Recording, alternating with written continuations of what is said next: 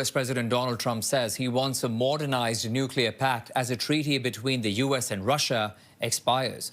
The president took to social media today to say rather than extend New START, a badly negotiated deal by the United States that, aside from everything else, is being grossly violated, we should have our nuclear experts work on a new, improved and modernized treaty that can last long into the future. The end of the treaty would effectively lift the last remaining caps on the two largest atomic arsenals for the first time in more than half a century, and that's sparking fears of a new nuclear arms race. Let's invite Jim Townsend, former Deputy Assistant Secretary of Defense for European and NATO policy. Jim, good evening and thanks for your time. Sure, thank you. There is no arms pact as we speak tonight between the U.S. and Russia. How concerning is that? Well, it's concerning that it's gone this far, that we weren't able to get a renewal going. So just as a point of fact, it's disturbing. But I think both sides seem willing to look to the future and to look at another kind of agreement. At least no one is saying no more arms control. This is it. Putin has said that he could, on a handshake, extend for another year. And also we have the tweet from the president saying he's looking for something new, have the experts get together.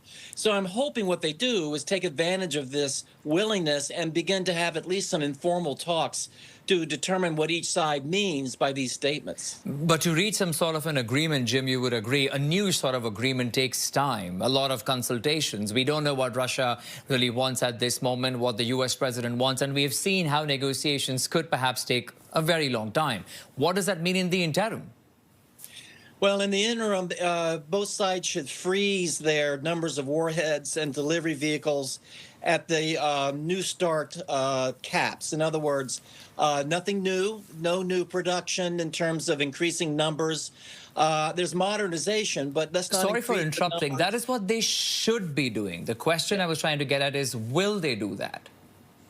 I hope so. I think that Putin has suggested that. I don't think we've heard a response yet from the president. Okay.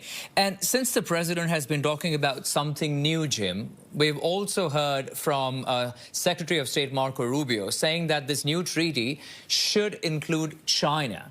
Is that only going to delay the process further? Because China has already said, no, thank you. Well, that's exactly right. And it depends on how they want to include China. It could be they bring in China a little bit later.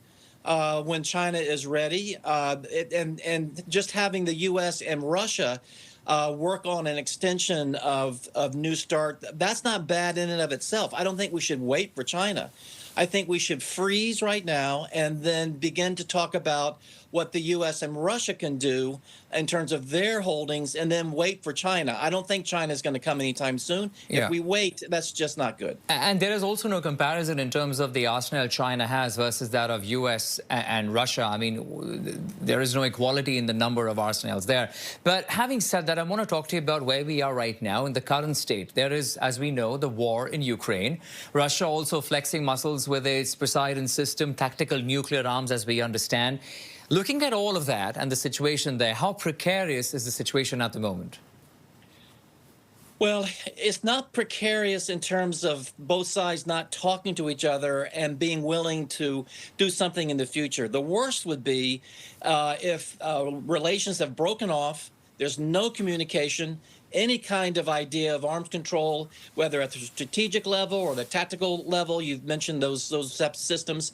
That's the worst. But right now, yes, this is expired, but at least both sides are talking, and they're talking about something in the future, and they just have to continue and get past the talk and actually sit down and begin to scope out what would make sense for the next couple of years. Jim Townsend, a pleasure to have you in the program. Thank you for your time.